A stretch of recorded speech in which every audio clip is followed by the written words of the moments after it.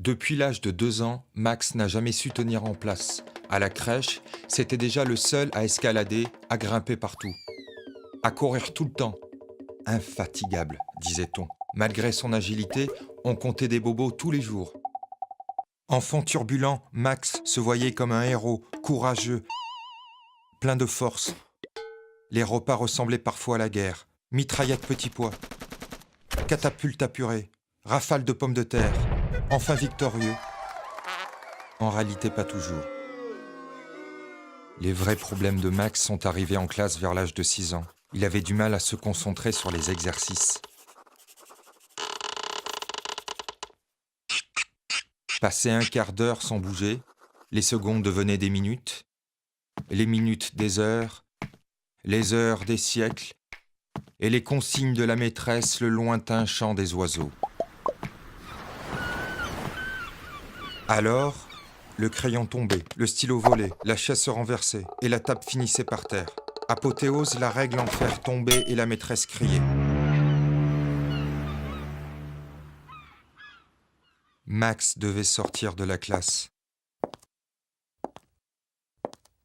Ce n'est pas possible. Max est insupportable. Il faut que vous fassiez quelque chose, sinon on ne va pas pouvoir le garder. Alors ils ont fait quelque chose. Ils ont vu des spécialistes. Un psy, 2 psys, 3 psys, 4 psys, qui n'étaient pas du tout d'accord. Il doit apprendre à se relaxer, disait l'un. Il a besoin d'un traitement, disait l'autre. Mais le problème, c'est peut-être vous. Ou encore, il manque juste de motivation, ça va passer. Et un jour, à l'hôpital, un diagnostic est tombé. Max est hyperactif. C'est pour ça que sa concentration lui joue des tours, il n'y est pour rien. Expliquèrent docteurs et psychologues. Pour l'aider en attendant que ça aille mieux, on lui a prescrit Riton. Riton ? C'est le nom de code que Max a donné à son médicament pour que personne ne connaisse son existence.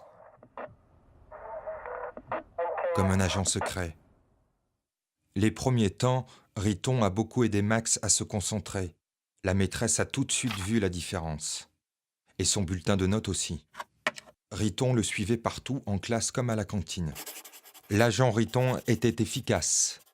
Peut-être même trop. Car elle a fini par prendre beaucoup de place. Et la nuit, il empêchait parfois Max de dormir. Alors Max prit une décision. Il décora Riton pour service rendu. Et on le renvoya à l'école des Ritons. Pour compenser, on mit en place à la maison un système de récompense et de punition. Quand Max se comportait bien, il était décoré. Et sinon, on lui enlevait des médailles. Ses parents aussi devaient faire des efforts pour ne pas s'énerver contre lui et pour ne pas oublier de lui dire quand il faisait les choses bien.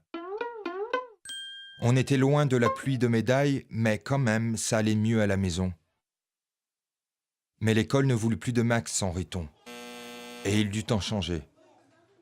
Dans cette nouvelle école, on fit attention dès le début. On mit en place le même système de récompense et de punition qu'à la maison.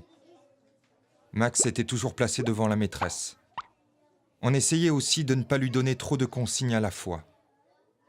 Et quand il en avait besoin, il pouvait même sortir de 3 minutes. La maîtresse trouvait plein de trucs pour l'aider, comme un code secret, rien qu'entre deux, pour que Max fasse des efforts. Et tous les mardis, après l'école, Max allait voir un psychologue pour apprendre à réfléchir avant d'agir. Quand tu n'en peux plus, compte jusqu'à 10. Mais aussi pour ne pas être triste quand il avait des notes moins fortes que les autres.